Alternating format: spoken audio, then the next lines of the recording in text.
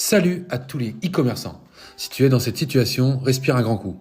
Je m'appelle Stan et sur cette chaîne, j'aide les entrepreneurs à augmenter leurs ventes avec Google Ads. Des comptes suspendus pour misreprésentation et déclarations trompeuses, j'en vois passer toutes les semaines. Et la bonne nouvelle, dans 9 cas sur 10, c'est réparable, à condition d'arrêter de faire des modifications au hasard. Lundi matin, café à la main, tu ouvres ton Google Merchant Center, boum, votre compte a été suspendu. Tes ventes shopping, 0, terminé. Tu reçois un mail ultra vague avec « Nous avons des raisons de croire que les clients sont induits en erreur. » Ok Google, merci, super précis. Le vrai problème, c'est que tu ne sais pas ce que tu as fait de mal. Tu ne sais pas où regarder sur ton site et chaque jour, sans shopping, tu perds des ventes. Dans cette vidéo, on va être concret, on va voir ensemble ce que Google veut vraiment dire par déclaration trompeuse, les erreurs qui peuvent aggraver ta situation, une checklist simple pour remettre ton site en règle, et comment demander une révision sans griller tes chances dès le premier essai.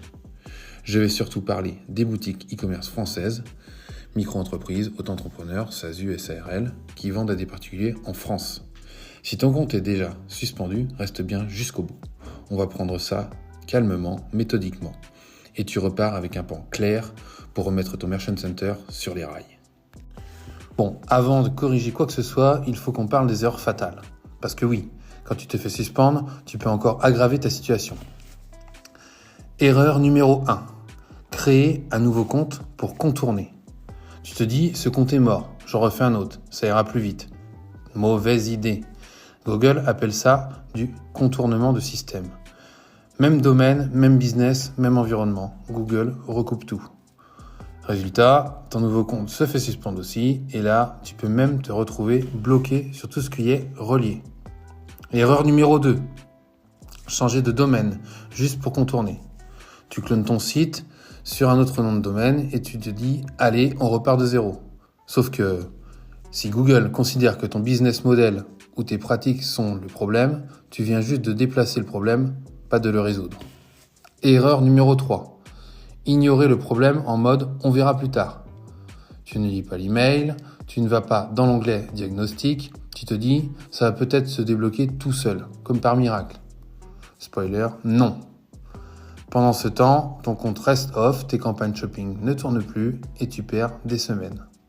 Donc règle numéro 1, pas de nouveau compte pour tricher. Pas de domaine fantôme. On répare à la source.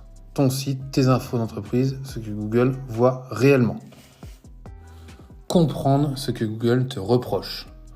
Maintenant, on va lire exactement ce que Google t'a envoyé, parce que chaque phrase compte. Le message ressemble à ça. Déclaration trompeuse ou déceptive, d'après les informations disponibles sur votre établissement. Nous avons des raisons de croire que les clients sont induits en erreur sur Google. Traduction.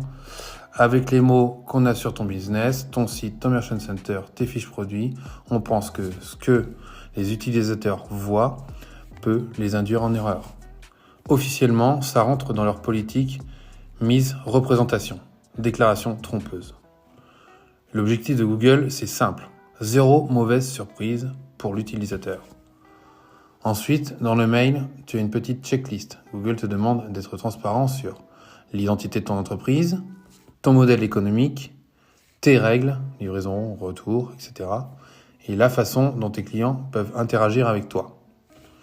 Ils veulent aussi que tu affiches des avis, que tu aies un design pro avec un certificat SSL, donc un site en HTTPS, et que les infos de ton Merchant Center correspondent exactement à la réalité.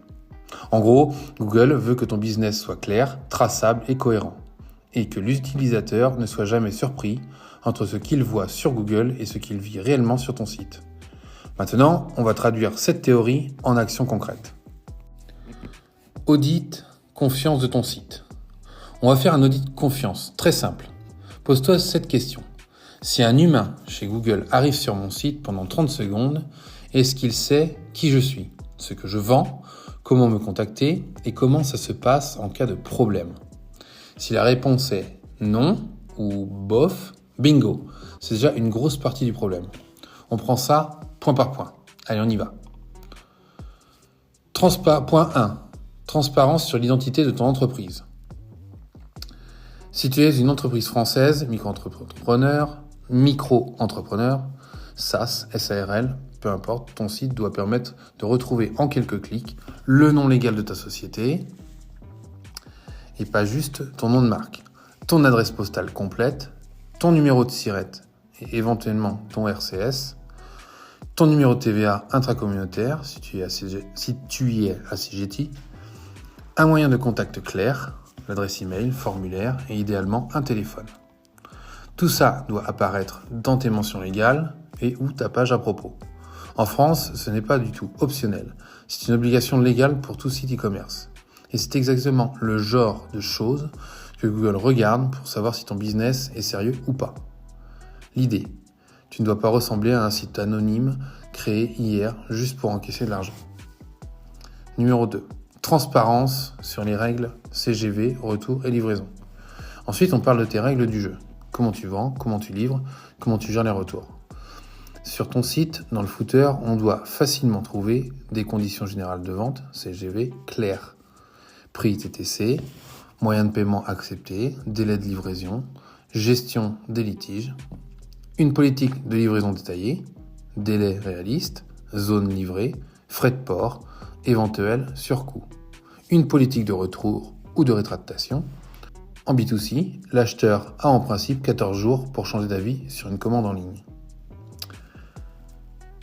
Tu expliques comment il te prévient, où renvoyer le colis, sous combien de temps tu rembourses, une politique de confidentialité, RGPD, quelles données tu collectes, à quoi elles servent, comment l'utilisateur peut exercer ses droits. En pratique, ça veut dire qu'en bas de chaque page, dans le footer, on retrouve des liens du type CGV, livraison, retour, confidentialité ou politique de confidentialité, mention légale. Si ces pages sont absentes, introuvables ou ultra vagues, c'est un énorme signal rouge pour Google. Point numéro 3. Avis et réputation. Google te dit clairement affichez les avis et mettez en avant les badges ou sceaux d'approbation. Donc si tu as des avis clients Google, Trustpilot, avis Shopify, PrestaShop, WooCommerce, des notes sur une plateforme tierce, mets-les en avant sur ta page d'accueil. Nos clients nous notent 4,8 sur 5. C'est un exemple. Et sur tes pages produits. Si tu as des logos de partenaires, label qualité, badge de paiement sécurisé. Tu peux les afficher dans le footer ou dans une section. Ils nous font confiance. L'idée, c'est rassurer. Une vraie entreprise française avec de vrais clients, des vrais avis, pas un site fantôme. Point numéro 4. Design Pro plus certificat SSL plus origine, délai réaliste. Ensuite, le côté Design Pro plus SSL. Concrètement, ton site doit être en HTTPS avec le petit cadenas dans le navigateur. Donc évite les thèmes cassés, les pages à moitié traduites, les fautes énormes partout, les pop-up agressifs façon site d'arnaque. Et au minimum un logo, un menu clair, un footer complet avec tous les liens importants, des photos produits correctes, pas des images volées avec des logos d'un autre site. Et très important, si tu fais du dropshipping ou que tes produits ne sont pas stockés en France, sois honnête sur l'origine du produit. Sois honnête sur les délais réels, par exemple 8 à 15 jours si ça part de loin. Ne promets pas de livrer en 24 heures depuis la France si ce n'est pas la réalité. Ce n'est pas le dropshipping qui pose problème en soi, c'est le fait de laisser croire que le produit est en stock près de chez toi, alors qu'il part de l'autre bout du monde. Et ça, pour Google, c'est typiquement une pratique trompeuse.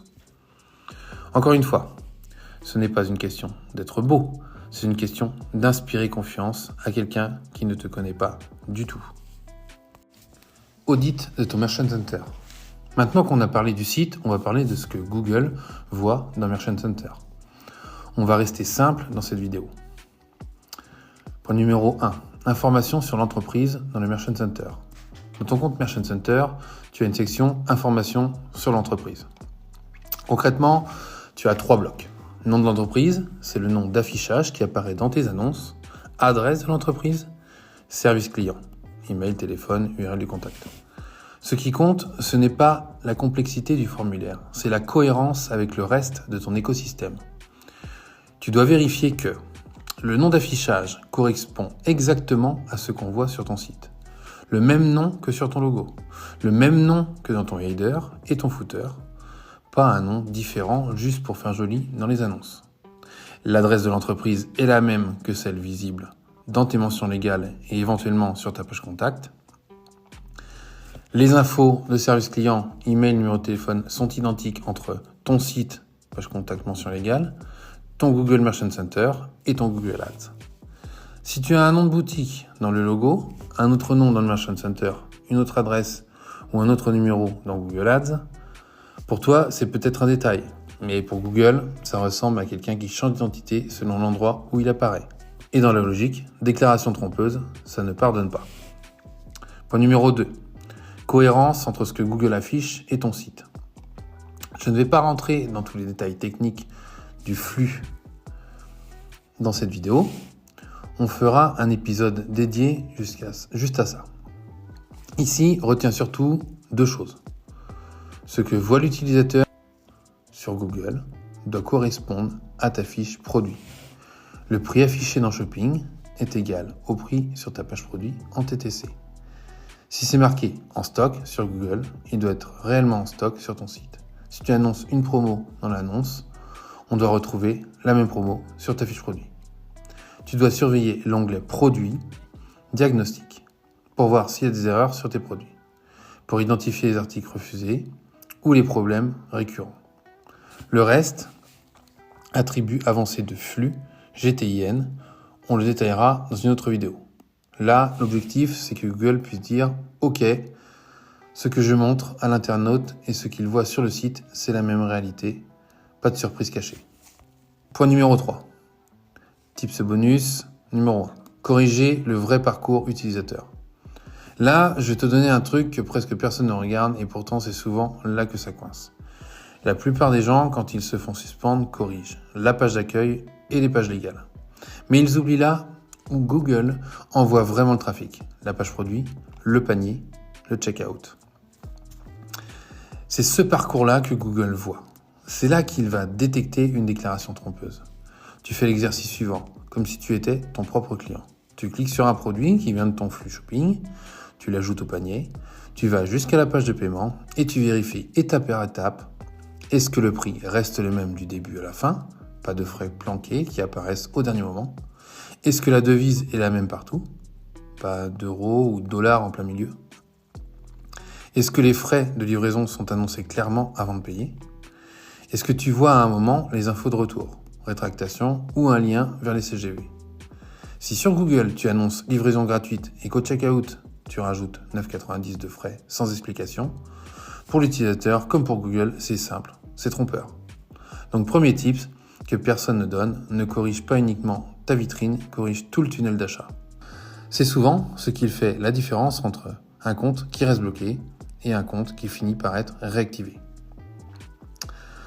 Point numéro 4, tips numéro 2. Aligner toute ton identité dans l'écosystème Google. Deuxième tips, un peu sous-coté. La cohérence de ton identité partout dans l'écosystème Google, pas juste sur le site et dans le Merchant Center. De ton côté, tu te dis, bon, sur le site j'ai un nom, dans le Merchant Center j'en ai un autre, ce n'est pas très grave. Du côté de Google, ça peut ressembler à quelqu'un qui change d'identité selon la plateforme. Et ça, pour une politique, déclaration trompeuse, ça pique. Concrètement, Google voit ton site, ton Merchant Center, ton Google Ads, ta fiche d'établissement Google Business Profile si tu en as un, parfois les infos de facturation et ce qui ressort déjà dans les résultats de recherche. Tu dois faire un ménage de cohérence. Même dans l'entreprise, partout, sur ton site, mention légale footer, dans Merchant Center, information sur l'entreprise, dans Google Business Profile, dans la facturation Google Ads. Même adresse et même numéro de téléphone partout. Un email pro sur ton domaine, par exemple contact@tonsite.fr, et pas uniquement un Gmail. Ce n'est pas un truc magique, c'est juste logique. Une entreprise sérieuse ne change pas de nom et d'adresse à chaque fois qu'elle apparaît quelque part. Donc avant de demander ta révision, tu vérifies que ton identité est la même sur ton site, la même dans Merchant Center, la même sur Google Ads, Business Profile. C'est un levier que personne de travail. Et pourtant, c'est totalement dans l'esprit de déclaration non trompeuse. Mettre en conformité et demander une révision. Une fois que tu as fait ton audit, on passe à la partie action. Point numéro 1. Corriger d'abord, demander ensuite. Tu commences par corriger sur ton site. Tu ajoutes complète les mentions légales avec non légal, adresse, contact. Tu mets à jour tes CGV avec des prix TTC, les conditions de vente, les modes de paiement. Tu crées ou complètes la page livraison avec des délais réalistes et les frais de port.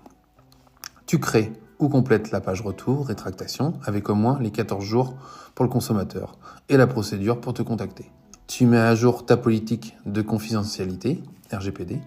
Tu ajoutes ou mets à jour la page à propos, ou qui sommes-nous, pour expliquer qui tu es. Tu harmonises ton design, tu vérifies le SSL, donc HTTPS, et voilà. Dans Merchant Center, tu remplis correctement la section information sur l'entreprise, nom d'affichage, adresse, service client. Tu vérifies que le prix et la disponibilité des produits affichés par Google correspondent bien à ton site. Tu exclus les produits clairement problématiques si tu en as. Avant de demander une révision, vérifie que tu coches au moins ces points. Footer complet, CGV, livraison retour, confidentialité, mention légale. Page à propos claire avec ton identité réelle d'entreprise française. Page livraison et retour détaillé avec le droit de rétractation, 14 jours pour les consommateurs. Information sur l'entreprise, cohérence entre ton site, Merchant Center et Google Ads. Prix et dispo alignés entre ce que Google affiche et ce qu'on voit sur le site. Pas de promesses irréalistes, délais, résultats, origine des produits. Point numéro 2. Demander une révision sans griller tes demandes. Attention, ne clique pas tout de suite sur le gros bouton « Demander un examen ». Request Review. Pourquoi ? Parce que ce bouton-là est limité. Si tu enchaînes plusieurs demandes d'examen qui sont refusées, tu peux te retrouver avec des délais de plus en plus longs avant la prochaine possibilité de demande, voire un blocage temporaire. La meilleure approche à faire, commencer par contacter le support via le centre d'aide. Concrètement, en haut à droite de ton Merchant Center, tu cliques sur le petit point d'interrogation. Tu sélectionnes Centre d'aide et assistance. Dans le panneau Aide qui s'ouvre à droite, tu descends jusqu'à Contactez-nous. Là, tu expliques calmement que ton compte a été suspendu pour déclaration trompeuse, ce que tu as corrigé sur ton site, mention légale, CGV, livraison, retour 14 jours, confidentialité, etc. Ce que tu as mis à jour dans Merchant Center, informations sur l'entreprise, cohérence des prix et de la dispo, suppression de certains produits si besoin. Et tu demandes quelle est la meilleure façon de procéder pour la révision. Ensuite, si le support te confirme qu'il faut lancer une demande d'examen, là oui, tu retournes dans Merchant Center. Tu cliques sur Demander un examen et tu mets un message clair et factuel du style « Notre compte a été suspendu pour déclaration trompeuse. Nous avons depuis ajouté les CGV, complète, une politique de retour avec un délai de rétractation de 14 jours, une page livraison détaillée, une page à propos avec nos informations légales, ainsi qu'une politique de confidentialité. Nous avons également mis à jour nos informations entreprises dans Merchant Center et vérifié que les prix et la disponibilité affichés correspondent à ceux de notre site. Le but c'est de ne pas gaspiller tes demandes de révision en cliquant 10 fois sur le bouton, d'avoir un retour du support via Contactez-nous et de montrer à Google que tu as vraiment travaillé sur la conformité avant de demander un nouvel examen. Quand demander de l'aide ? Parfois, même après tout ça, il se peut que ta demande de révision soit refusée ou que tu ne comprennes toujours pas ce qui coince. Dans ce cas, il y a deux possibilités. Soit ton modèle de business lui-même est trop borderline pour Google, soit il reste des détails à corriger que tu n'as pas vus. À ce stade, tu peux bien sûr aller regarder ce qui se dit dans les forums et les groupes e-commerce. Mais le plus simple, c'est de nous contacter directement. On pourra regarder ton site, tes pages légales, la configuration de ton Merchant Center et voir ensemble quelles sont les options réalistes pour remettre ton compte en conformité et augmenter tes chances de réactivation. On ne peut jamais garantir une réouverture parce que la décision finale appartient toujours à Google. Mais on peut au minimum t'éviter de faire les erreurs classiques qui bloquent les comptes pendant des mois. Ce qui est sûr, c'est que la pire option, c'est recréer des comptes en boucle, Changez 3 fois de domaine, essayez de jouer avec Google. Ça marche peut-être à court terme, mais derrière, tu prends le risque de te griller pour longtemps. On récapitule. Pour une boutique française, ne crée pas de nouveaux comptes juste pour contourner la suspension. Lis bien le message déclaration trompeuse ou déceptive et prends-le comme un cahier des charges. Fais un audit. Confiance de ton site. Identité légale, mention légale, CGV, livraison, retour 14 jours, confidentialité. Mets à jour tes informations d'entreprise dans Merchant Center pour qu'elles correspondent à ton site et à ton compte Google Ads. Corrige tout ça, passe par le centre d'aide, contacte-nous, puis demande une révision avec un message clair. Si tu veux qu'on regarde ton cas spécifique et qu'on voit ensemble ce qu'il est possible de faire pour ton Merchant Center, tu peux nous contacter via le lien dans la description. Et si cette vidéo t'a aidé, pense à liker, t'abonner et activer la cloche pour ne pas rater les prochains contenus sur Merchant Center, Google Shopping et les suspensions de compte. À très vite pour la prochaine vidéo.